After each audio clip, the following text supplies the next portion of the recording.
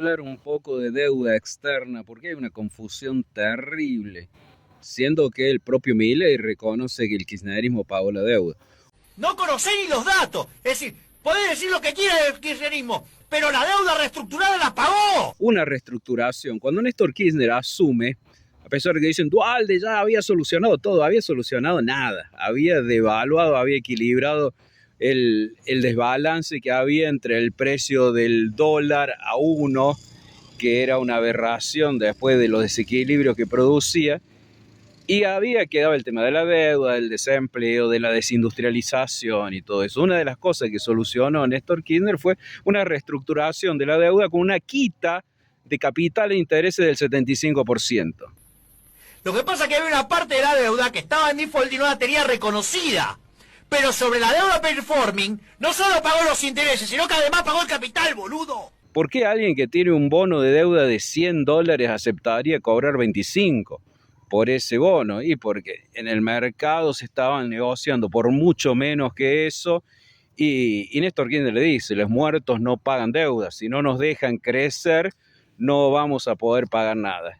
Hubo una primera etapa en el 2005 que el 60 y pico por ciento aceptaron, y otra, y se volvió a abrir en el 2010, donde ya el 93% de los tenedores de bonos argentinos aceptaron, después de ver que Argentina estaba cumpliendo con los tenedores en tiempo y los tenedores de bonos en tiempo y forma. El 93% había aceptado esto, y entonces Axel Kicillof y Timerman consiguen en la ONU sacar una resolución que diga, para que no vuelva a pasar a ningún país lo que nos hicieron los buitres a nosotros, porque los buitres nos garcaron y le financiaron la campaña Macri para que nos endeude más todavía, pero mucha gente se puso del lado de los buitres cuando Timerman y Axel Kicillof hicieron esta presentación en la ONU que fue votada por la mayoría de los países, por supuesto, siempre Estados Unidos e Israel votando en contra de los intereses de los países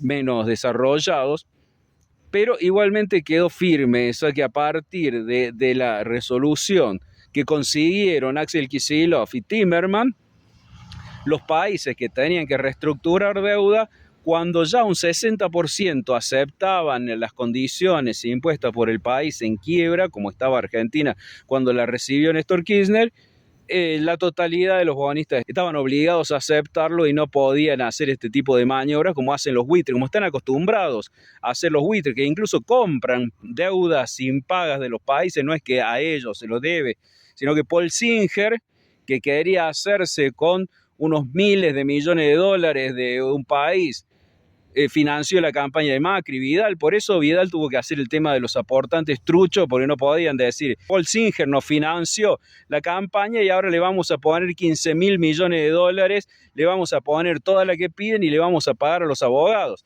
Y además, Caputo, el actual ministro en ese momento, fue el encargado de ir a negociar con los buitres, pero él mismo era tenedor de bonos y era uno de los buitres más, así que negoció no para los argentinos, sino para los buitres. Le quedaron los holdouts. Digamos, no representaba ni el 10% de la deuda, era el 7%. ¿Te das cuenta que sos un estúpido?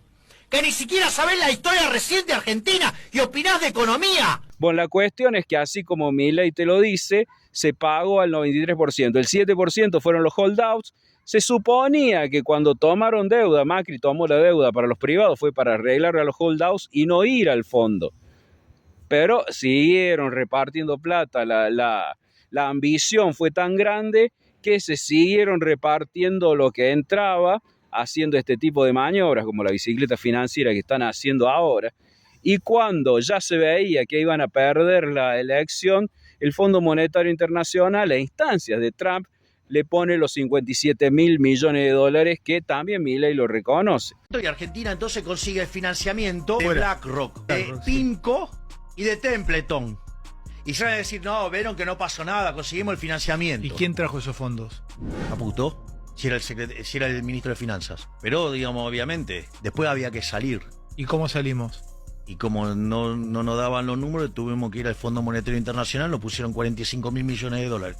Así que todo esto no es que lo invente ninguno de nosotros, son cosas que sucedieron Y si no lo reconocemos, si seguimos peleando para los buitres en vez de pelear para los argentinos, no vamos a salir nunca del pozo. Por más que laburemos, si laburamos para que se lo lleven los timberos internacionales, no va a quedar nada por los argentinos. Reflexionemos y defendamos lo nuestro.